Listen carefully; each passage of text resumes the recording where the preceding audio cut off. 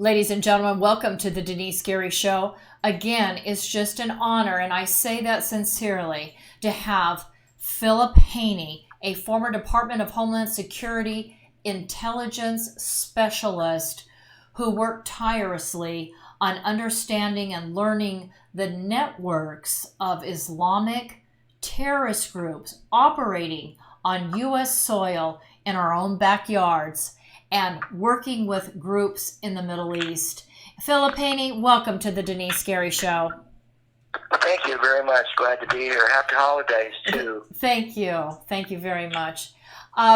Let's go right to, before we begin with something that we've talked about on this show in the past in October, about the saturation of Islamic groups that are hoping to promote and encourage Sharia law in the United States. You say, what is Sharia law? Philip HANEY, tell the audience, give us some examples of Sharia law that happen here in the United States other than female genital mutilation and trying to silence people's free speech rights in the classroom.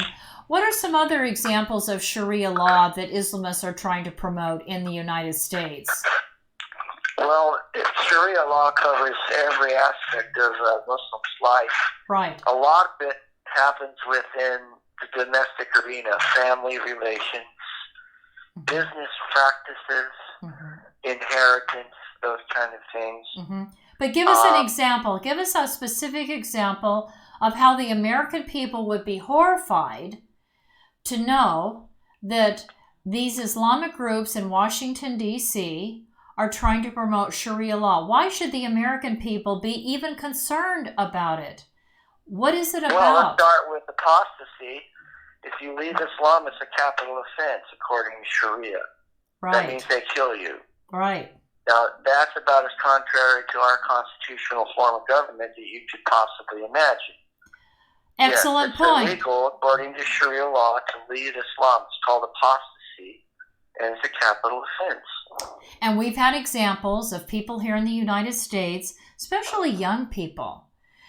We've gotten reports here in this country on the news about young people that have been killed by their father and or their brother and or an uncle or a team of them that have killed these young people because as they become westernized, growing up and living here in this country, they begin to turn their back on the strict Sharia law code. Many of us heard that horrible report of those two young girls, attractive young women in their teens that were murdered because they wanted to date some non-Muslim young men. And it was terribly sad. In some cases, even the mother will hold a daughter or son down so they can be killed. Yeah, there's a really famous case of that. Her name is Rivka Berry, B-A-R-Y. She lived in Ohio, and she ran away from home. She actually became a Christian. She left Islam. She left her family, and it turned into a huge, big controversy.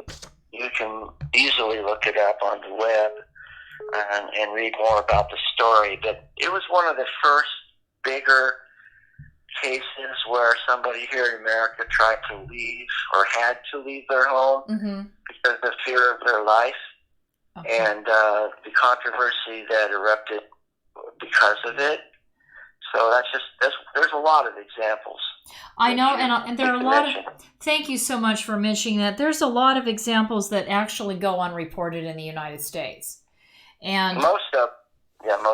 Most of them. And when I had top secret clearances, Philip, there were things that were, flying around, top secret messages and secret messages, that were coming in from intelligence sources here in the United States about almost terrorist attacks that were happening and people might have been saved in the nick of time, but they never reached the papers. You didn't hear about it on the news. And it was incredible. But ladies and gentlemen, the reason why I bring this up today is because there is a situation in which there are people that are writing about examples of Islamic groups like Impact, the Muslim Public Affairs Council, and how these groups are actively involved in trying to put their propaganda out in front of Republicans and Democrats in order to get special favors and money. It's all about the dollars. You know, these Muslim groups want U.S. dollars. They want federal grants. They want to push their agenda in the United States. And there was an article written, ladies and gentlemen, I want to invite you to read, called "The Trump Administration Engaging with Islamic Islamists." President Trump is not engaging in Islamic terrorists, but certainly the title of the article, although misleading, is certainly fascinating. It was put out by the investigativeproject.org. You can look it up. Investigativeproject.org is titled "Trump Administration Engaging with U.S. Islamists." There's nothing in the article that indicates that President Trump is anything but anti-Islamist or anti-Islamic terrorists. They don't at any point in time in the article point to the president and suggest that he's soft on Islamism. But I thought it was interesting that apparently the State Department, on the last page of this article, it says the Trump State Department, the National Security Council, and Department of Defense officials have met with somebody by the name of Mustafa, who I'm sure my audience isn't aware of. But ladies and gentlemen, he is the executive director of a Muslim Brotherhood group that's linked to a quote-unquote a Syrian Emergency Task Force. Now, Mustafa has asked that the U.S. embrace, like the Islamic Front, which is an al-Qaeda-influenced jihadist group, and other kinds of terror groups. And I'd like for you to explain to the audience, Philip, how these groups, like Impact and the Muslim Brotherhood and CARE, work on obtaining U.S. taxpayer dollars to promote their agenda. And one way they do it is by rounding up groups of Muslims into teams that then go and walk the halls of Congress and make appointments with people in the State Department and the Department of Defense and the Department of Homeland Security, and try to sell them on the idea that President Trump's counter-terrorism ideas and strategy for combating terrorism amounts to a war on Islam. And that deeply offends me. Does Impact, the Muslim Public Affairs Council, recruit people for Islamic terrorism by suggesting U.S. counterterrorism is a war on Islam? And am I right in understanding how they obtain U.S. taxpayer dollars? Well, you mentioned earlier Sharia, and ultimately, when it's all said and done, that's the goal. Whether it's violent terrorism, actual terrorism, or if it's saturation, like water soaking into a sponge, it's to create a situation where it's more and more possible for Muslim groups to follow Sharia, whether they live in Saudi Arabia or United States.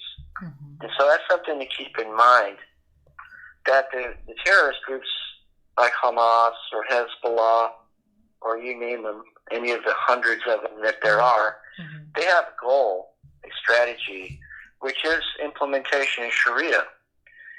And the not terrorist groups, the ones that saturate through the system, which is basically what you're saying, they work through the system, mm-hmm. have the same goal, which is to create an environment where it is possible for the Muslim community to follow Sharia. That's the goal of all Muslim groups in the world. It's the goal of the global Islamic movement. They're exactly the same. Mm-hmm. It's their tactics, the way they go about it. Some saturate like water into a sponge from the bottom up, and other ones push from the top. create pressure. That's what we call terrorism. But ultimately, if they were all to be successful, what you would see is more and more countries that look a lot like Saudi Arabia around the world. And right now there are about, I'll say, if I remember right, about 52 different countries that are in what is called the Organization of Islamic Cooperation. Right. These are all predominantly Muslim countries. Right. And they follow Sharia to one degree or another. And let's go to the polls. The poll numbers are the same, carefully conducted polls for the last 10 or 15 years. The numbers come out in the 60 to 70% range in these countries that support Sharia, that are in fact support use of violence to implement Sharia. And in America, those numbers in the middle 50s. Within the Muslim community in the United States, about 50+% of the members of the Muslim community support living under Sharia law rather than the Constitution. And so that's why groups like CARE, we talk about them a lot, or Islamic Society of North America, or many others that are operating, Muslim Students Association, they're all working to implement Sharia law within the domestic structure of our country. And so in that respect, they all have exactly the same goal.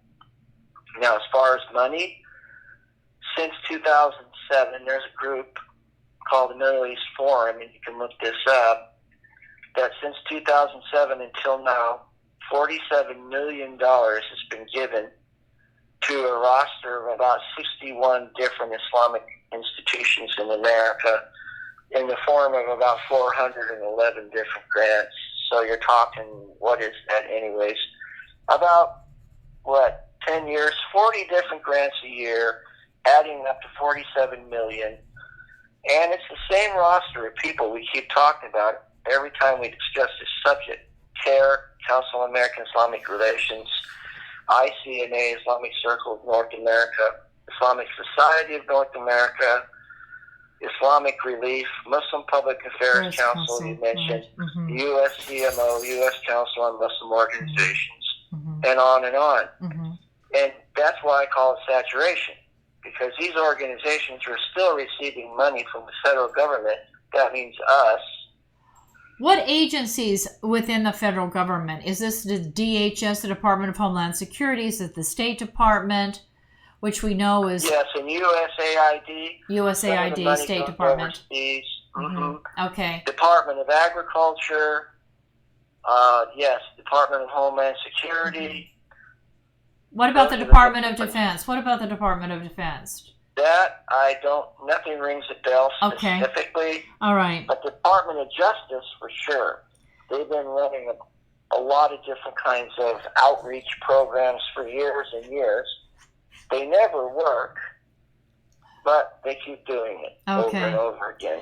Well, it worries me that these groups are suggesting that anytime we try to take any kind of counterterrorism measures against Islamic terrorism, that in fact indicates that there's a war on Islam. So we have a situation where these Muslim groups, who are not committing acts of terrorism that we know of, I mean, I maybe if I had top secret clearances, I would know of some specific cases where these groups here in the United States are actually using the money to hand off to a terrorist to commit a terrorist attack. But these groups aren't committing violent acts of terror. They're just working, it would seem, to make it illegal for people to even talk about Islamic terrorism, or for there to be laws on the books. For example, the federal government, Congress, had passed a law saying it was against federal law for Muslim families to commit female genital mutilation. And we know in Muslim countries that oftentimes these young girls, there's no pain relief. I mean, the pain and the suffering that they go through. Sometimes young girls die as a result of female genital mutilation. And it was against the law. It's not against the law today. And that makes me say, you know, ladies and gentlemen, you need to call Congress. You need to call your member of Congress. You need to call the Capitol switchboard at 202-224-3121. Again, get a piece of paper, get a pencil, write it down. 202-224-3121. I think about, you know, female genital mutilation. That deeply disturbs me. Honor killing is going on in the United States. I'm worried about no-go zones.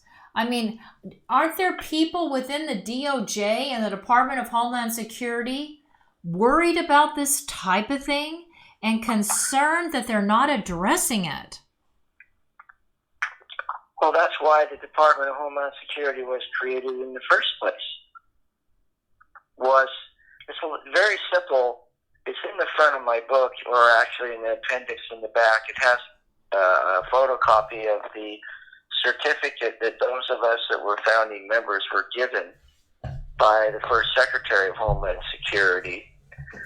And it has, I think it's like 25 words, and it repeats the concept of terrorism 3 times. But that's why DHS was created in the first place. But we've come a long ways from that.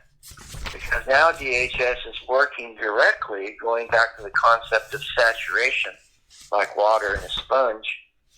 I don't mean sort of, a little bit. I mean directly. With the very same groups that we keep talking about all the time. The ones that I was in so much trouble for investigating. I'm talking, again, CARE, ICNA, ISNA, Impact, USCMO, the same roster of groups that just keeps coming up over and over again are the very ones that were affiliated with the people that did 9/11. Right. And that's the point. There's not a separation between groups that are operating here in America and the ones that flew the airplanes into the Twin Towers. And the thing, they're not distinct. They're the same people, same groups. Right, but and you make a statement, as I did in my classroom, that most Americans would acknowledge that terrorism is going forward in the 21st century, and you know, you have a Muslim student then going to the administration and saying that for the teacher to make a statement, for an educator to make a statement like that, is suggesting that Islamic terrorism is by Muslims, and that's phony Islam. That's not real Islam. Well, that's not actually what you said, is it? See, that maybe they don't realize how Freudian that actually is, how transparent it is. You don't even have to say Islam. If you just say terrorism, they make the association for you. Yeah, but it gets you in a lot of trouble. And insist that you not talk about it. That's because you're denigrating a Islam. religion. But wait a minute, I didn't say anything about Islam. I said terrorism. But that doesn't matter because they make the association and then they turn around and accuse you of being the one who made the association. Well, whether I said terrorism or Islamic terrorism, the point is that then you're confronted with the fact that that's not really Islam, that's something fake and phony. It's not at all related to the Quran or the Hadith, and yet when I open up... Well, they've been getting away with that for a long time, and that's one of the things that these domestic groups, that, you know, the non-Hamas groups, if you will, the non-Hezbollah groups, I don't know how else to put it, the ones that are actually not walking around with guns in their hands, but they've been getting away with this for a long time. They're essentially disarming people. They're coercing and intimidating people into being silent.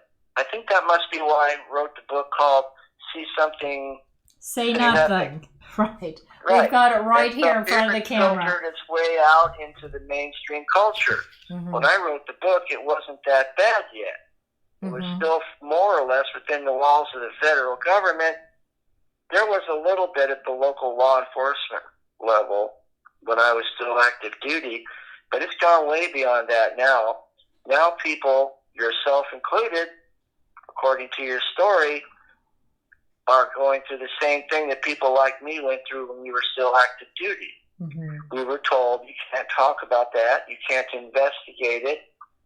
Well, wait, the DHS was founded to protect our country from terrorism. Right, the DHS was founded after 9/11 for that purpose, to really investigate and understand the threats that are swirling around and inside the United States. That was the point.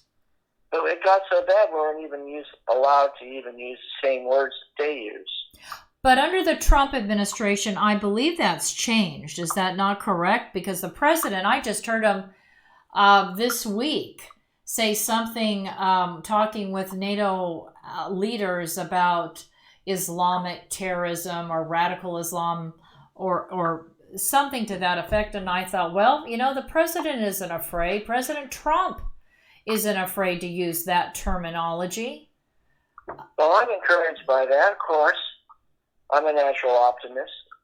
And I'm rooting for President Trump to follow through on his campaign promises to address this. Mm-hmm. But as we were talking offline, it's like rush hour in Bakersfield or any city. Mm-hmm. If there's only 2 highway patrolmen, two state troopers in the whole 100 square mile area, it's going to be pretty darn hard for them to, monitor traffic and give people tickets for speeding, right? Right. I mean, they'll do their best job they possibly can, but they're just not going to be able to catch everybody. Right, exactly. So, and once they know that there's only 2 highway patrolmen out there, then some of them are going to feel that they can speed. Their chances are pretty good that they'll be able to get away with it. So no matter how hard those 2 highway patrolmen are working, they're not going to be able to catch everybody. And it's kind of like that with President Trump. This whole such structure is saturated, and it has been for quite some time. And every time you turn around, I'm talking December of 2019, I keep finding out more and more news articles and things from within the government that this particular Muslim group met with the State Department or with USAID or with the Department of Justice, and I just keep finding more and more. Yeah. It has increased significantly in the year 2019. It's shot up like a rocket. And do I believe that it's possible to help remedy that? Absolutely. But apparently the time hasn't come yet for the president to be able to address it as effectively as he has. Well, I think his administration.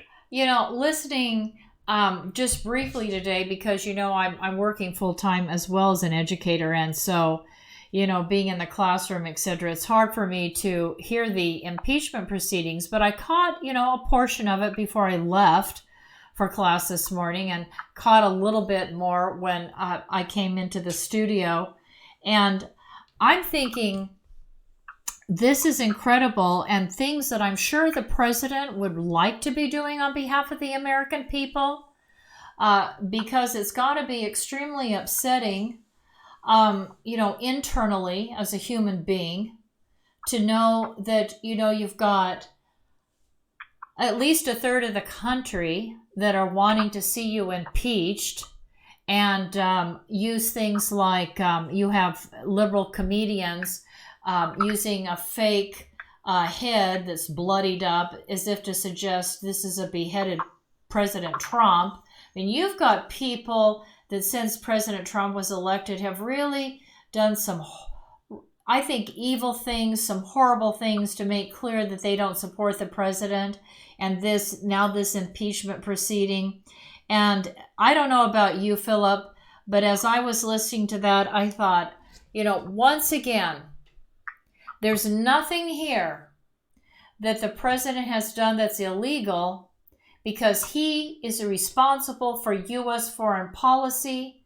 And if he wants to ask a foreign leader to investigate or look into corruption, literally in light of the fact that Ukraine is is ranked in the top 3 countries around the globe for corruption, for deep systemic corruption. And I'm thinking, as a result of that, you would think that, the Democrats would just back off, but they don't. They keep, saying that he's just somehow, disobeyed the law and violated and hurt, U.S. foreign policy.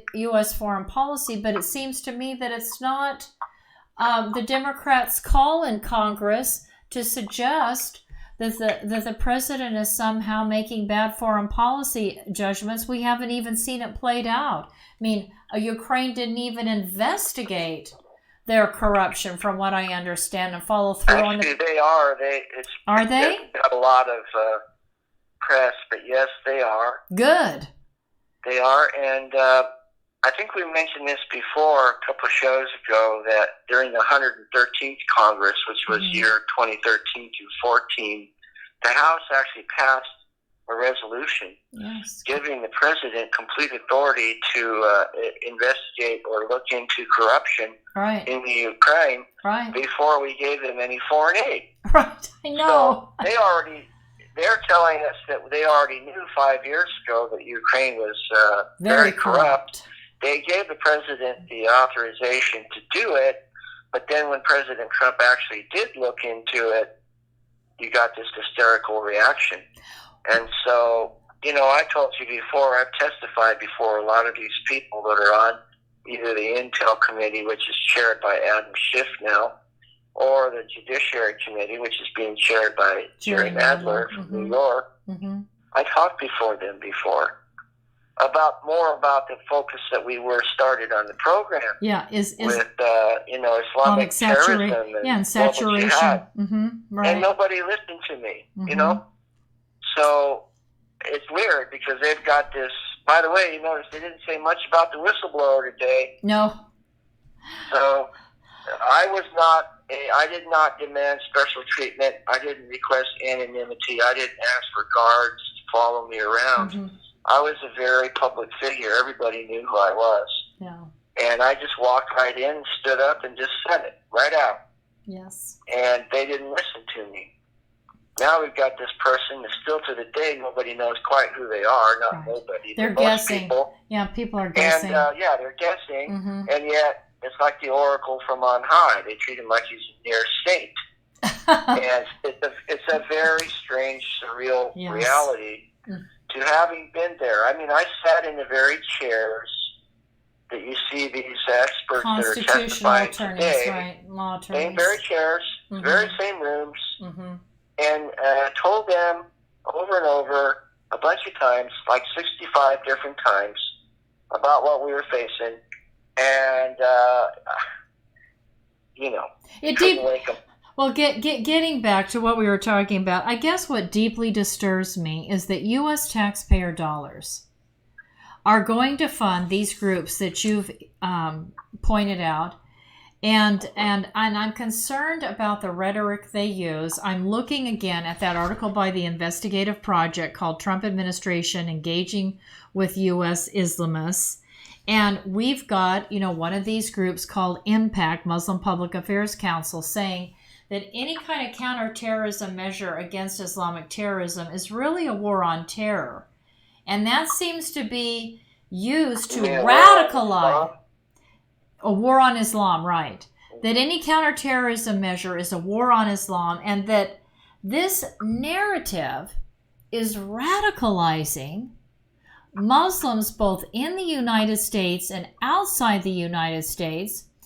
And again, I'm going to give out the comment line of the president and the Capitol switchboard number. I want you to call the president and call your representative in Congress and tell them the money needs to stop.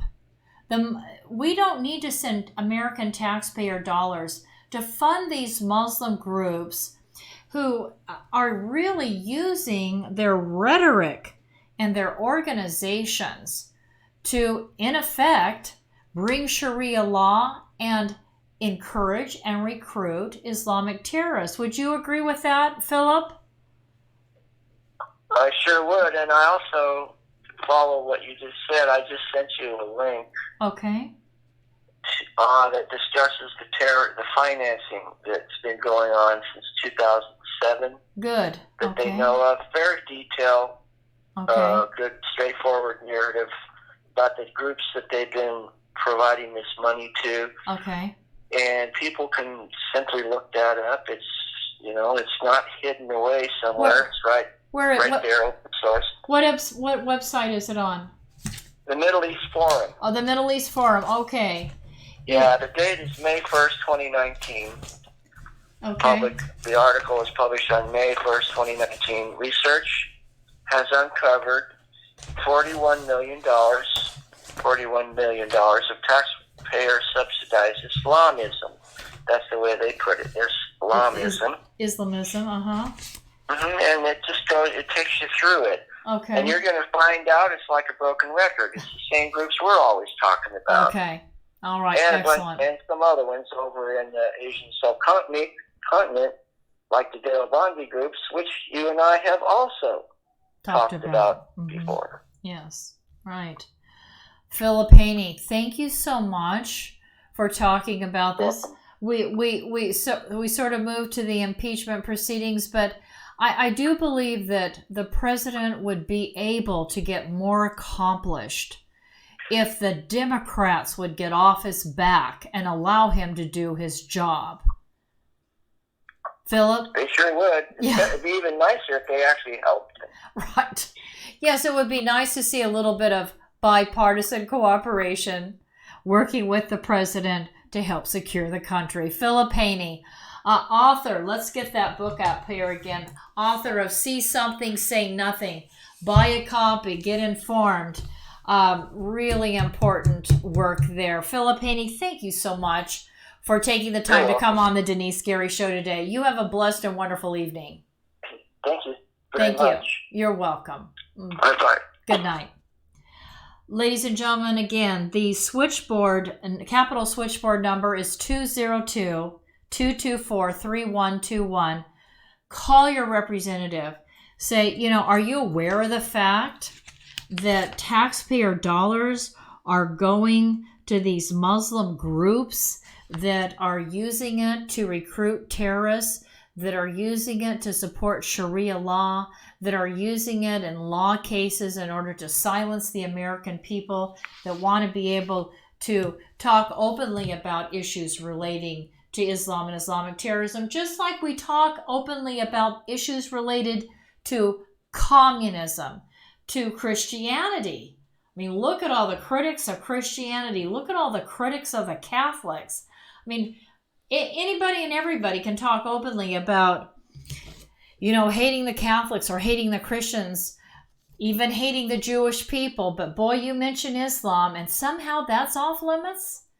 That needs to end. And supporting these groups like CARE, the Council on American Islamic Relations, and IMPACT, the Muslim Public Affairs Council, and ISNA, the Islamic Society in North America. These groups, they need to be shut down because really they're nothing more than a propaganda tool that takes federal grant money from American taxpayers and uses it to further nefarious activities and goals inside the United States. Call the president, talk to him, leave a message on the president's comment line, 202-456-1111, 202-456-1111. And let's go straight to Anatase Products. President Trump has made security as national security, and in the Tehachapi Mountains of Kern County resides a United States defense contractor, Anatase Products. Here is the Silicon Valley of the aerospace industry, right here in East Kern. Anatase Products is a forward-leaning manufacturer and distributor of hardware sold to major defense and aerospace companies. We're talking about Boeing, Lockheed Martin, United Technologies, Northrop Grumman, Raytheon General Electric, and on the list goes, as well as to every United States ally worldwide, including Israel, America's most important strategic ally in the Middle East. And for everything that flies, Anatase Products is providing the parts. And with me today is the president of Anatase Products, Scott Baker. Hi, Scott. How you doing? Scott, tell us why you believe this corner of Kern County is the hub of the aerospace industry. Well, this portion of Southern California here out in the Antelope Valley, it contains, some of the most cutting edge technology going on in aviation today. We have some of the UCAS programs with unmanned technologies going on. We have Edwards Air Force Base out here who's doing continual testing in their area. We have the Naval Weapons Station up there at China Lake doing some fantastic cutting edge stuff, cruise missile technology, and those things are going on. We have Scale Composites locally doing a lot of composite technology, which is new. We have SpaceX, which is a private one private entity putting things into space now. This area is the growth center for aviation's future, and this is the area I think that as a nation we need to be concentrating some of our effort and taking this technology. And as we all know, with the space program from Apollo years ago, out of these technologies, we the private sector are going to reap some of the benefits of that. Thank you, Scott. Ladies and gentlemen, Scott Baker, president of Anatase Products. Anatase Products, located in the beautiful mountains of Tehachapi, California, in eastern Kern County, is home to some of the most innovative and specialized technologies in the world, including those at the U.S. Naval Air Warfare Center, Weapons Division at China Lake, Edwards Air Force Base, as well as Strata Launch, launching satellites capable of delivering multiple orbits in a single flight to space. And it is Anatase Products that has provided the manufactured devices, and the president, Scott Baker of Anatase Products, Marine Corps veteran, reactivated on 9/11 to monitor threats to the homeland, is carrying on a tradition of providing for the security of the United States by manufacturing every kind of fastener on anything that flies, as well as providing a full testing destructive laboratory. Contact Anatase Products, now in business for 30 years, at 661-822-6873. Located at 1314 Goodrich Drive in Tehachapi for your manufacturing and testing needs today. Welcome back to the Denise Gary Show, ladies and gentlemen, and welcome back to An Opportunity to Give. This is an independent broadcast, and we need your support. Please send a tax-deductible contribution to my educational foundation, the Middle East Initiative. Send it to Post Office Box 82162, P.O. Box 82162. Again, send it to my foundation. It's a 501c3. It's tax deductible. Send it to the Middle East Initiative, P.O. Box 82162, Bakersfield, California, 93380. Thank you for listening. We look forward to being back with you tomorrow with Admiral Kakarius. This is a gentleman that was involved in commanding NATO forces in the Mediterranean area, and directed the command post for NATO. We really look forward to having him back on the show tomorrow. Thank you so much, and have a good evening.